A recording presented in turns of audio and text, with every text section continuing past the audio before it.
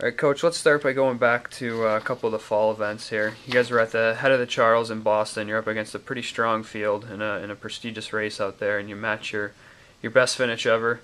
Then go on to set a course record at the Belleville Classic to wrap up the fall season. How can success like that kind of benefit the team heading into their winter and spring training? Well, certainly it gives confidence. It gives assurance that the training's working. We're having good results, and so I think that's always helpful.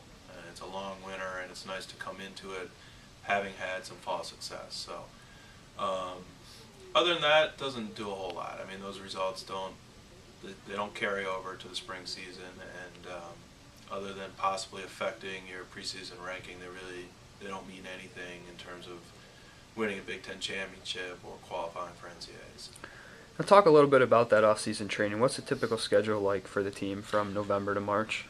We train in the afternoon, and then the athletes have workouts to do on their own. They're in the weight room with our strength coach. So two lifts a week, 2 or 3 workouts on their own, and then 5 erg workouts Monday through Friday. Okay. Now you guys take a couple of spring trips down to Tampa here. Get outside, get on the water for a little bit, and enjoy a little competition at the end of that last trip. Just what were your overall thoughts on those trips this year and on the event versus Miami a couple weeks ago? Both trips went really well and were really productive. I think the spring trip in particular, and part of the reason it was so productive is we actually got on the water here for the first time, as far as I know, ever. Certainly the first time since I've been coaching. That's 20 years. So we had a really warm winter, and we were able to row in the month of February. We got about 6 or 7 times, and so when we got down to Tampa, we weren't rusty. We were could jump right into it, so that helped. And but we had a great week of training. We had good racing with Miami. The water was pretty rough, but for that race. But other than that, it was a really good event. So yeah, I feel good about those trips and where the team is coming out of them. That kind of leads into my next thing. You guys have been pretty fortunate with the weather Yeah. here in Michigan. How much of a benefit is that to be able to get out on the water this early in the season? It's huge.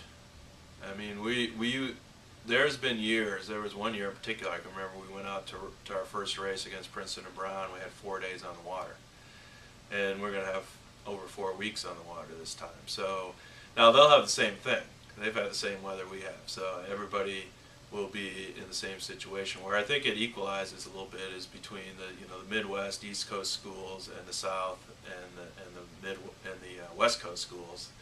So I think it's very beneficial, and it's psychologically nice for the rowers because that's what they love to do is be on the water, and so we're able to still get the training in, and it's kind of best of both worlds. So it's been really good.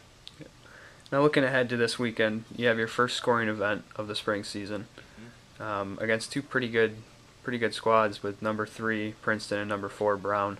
Yeah. What are your expectations for that event? Well, I told our team yesterday we could not be starting with a more challenging race. You have the defending national champions in Brown. You have the defending 1B champions in Princeton. So we'll find out what kind of team we have, what kind of speed we have on Saturday, and certainly we're excited. And it's a great way to start the season. It's a great competition. It's a great course. Looks like we'll have really good weather. So I think more than anything, we're just really excited to start racing. Now, the coaches around the country seem to think you guys have a pretty good team yourselves. Recently ranked number 9 in the poll released on March 15th, and you're the highest ranked team of any of the Big Ten schools. In your mind, does this team have what it takes to capture that 4th Big Ten title? And to follow that up, is that the goal and the expectation amongst the team right now? It's always the goal. I mean, I think, but every team in the Big Ten probably says that. Everyone, you want to win the Big Ten championship. If you look at those rankings, right behind us, you have 3 other Big Ten schools. I think 10th and 11th is Wisconsin and Michigan State, and then Ohio State is I think 13th.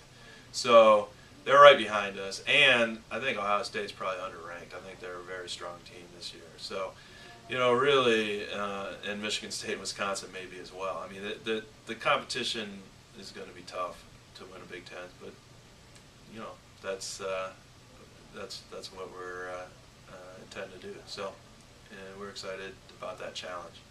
Coach, you have 5 events between now and when postseason action begins. With the Big Ten championships in mid-May, you've got one home event, April 14th, at Belleville Lake. We're gonna try to check in with you before each and after each event through now the end of the season. So thank you for your time today, and best of luck this weekend in Princeton. Thank you, Rob. Appreciate it.